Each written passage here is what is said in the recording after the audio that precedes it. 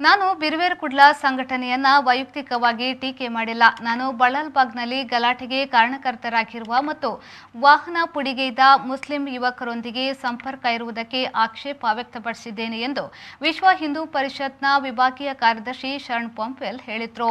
ಅವರು ವಿ4 ನ್ಯೂಸ್ ಜೊತೆಯಲ್ಲಿ ಮಾತನಾಡಿದ್ರು. ಈ ರೀತಿಯಾಗಿ ಬೇರೆ ಪ್ರದೇಶದಿಂದ ಬಂದು ಬಳ್ಳಾಲ್ಬಾಗ್ನಲ್ಲಿ ಗಲಾಟೆ ಹಿಂಸಾಚಾರ ಮಾಡುವುದು ಮುಸ್ಲಿಂ ಯುವಕರ ಉದ್ದೇಶವೇನು ಎಂಬ ಬಗ್ಗೆ ಪ್ರಶ್ನೆ ಮಾಡಿದ್ದೇನೆ ಎಂದು ಅವರು ಹೇಳಿದ್ರು.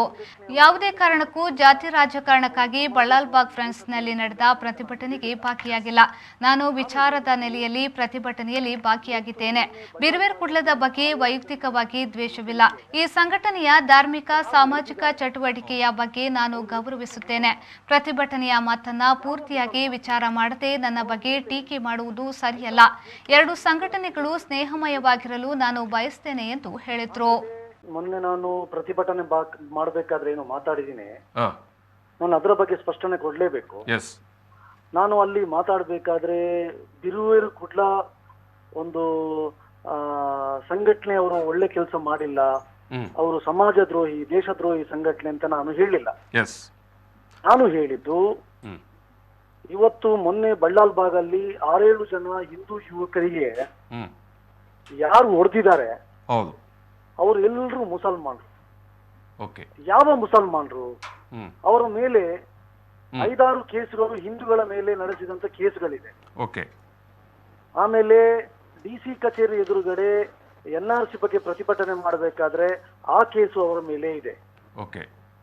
ಅಂತ ಕೇಸುಗಳನ್ನು ಇದ್ದಂತ ಮುಸಲ್ಮಾನ್ ಯುವಕರು ಹಿಂದೂ ಯುವಕರ ಮೇಲೆ ಹಲ್ಲೆ ನಡೆಸಿದ್ದಾರೆ ಎಂಬ ಕಾರಣಕ್ಕೋಸ್ಕರ ನಾವಲ್ಲಿ ಪ್ರತಿಭಟನೆ ಮಾಡಿದ್ವಿ. ಸರಿ, ಆ ಯಾರು ಮುಸಲ್ಮಾನ್ ಯುವಕರಿದ್ದಾರೆ ಅವರು ಬಿರುವೇರು ಕುಡ್ಲದಲ್ಲಿ ಇದ್ದಾರಾ ಇಲ್ವಾ ಅಂತ ನನ್ಗೆ ಗೊತ್ತಿಲ್ಲ. ಆದ್ರೆ ಒಂದ್ ವೇಳೆ ಇದ್ದಿದ್ರೆ ಅಂತವರನ್ನು ನೀವು ದೂರ ಇಡಿ. ಅಂತ ಹಿಂದೂ ವಿರೋಧಿ, ಅಂತ ಸಮಾಜ ವಿರೋಧಿ, ಅಂತ ದೇಶ ವಿರೋಧಿ, ಜಿಹಾದಿ ಮಾನಸಿಕತೆ ಇರುವಂತ ಮುಸಲ್ಮಾನರನ್ನು ನೀವು ಹತ್ತಿರ ಇಡಬೇಡಿ. ಮುಂದೆ ನೀವು ಈ ರೀತಿ ಅವರನ್ನಿಟ್ರೆ ನಿಮ್ಗೆ ಯಾರು ನಿಮ್ಮ ಬಗ್ಗೆ ಯಾರು ಮಾತು ಕೇಳಲ್ಲ, ನಿಮ್ಮೊಟ್ಟಿಗೆ ಯಾರು ಬರಲ್ಲ ಅಂತ ಹೇಳಿ ಸ್ವಲ್ಪ ಯೋಚನೆ ಮಾಡಿ ಅಂತೇಳಿ ನಾನು ಹೇಳಿದ್ದೇನೆ. ಎರಡನೇದು, ಅವರು ಏನೆಲ್ಲ ಬಿರುವೇರು ಕುಡ್ಲ ಏನೆಲ್ಲ ಇವತ್ತು ಸಮಾಜಕ್ಕೋಸ್ಕರ ಏನೆಲ್ಲ ಕೆಲಸ ಮಾಡಿದ್ದಾರೆ ಅದನ್ನೆಲ್ಲ ನಾನು ಶ್ಲಾಘನೆ ಮಾಡಿದ್ದೀನಿ.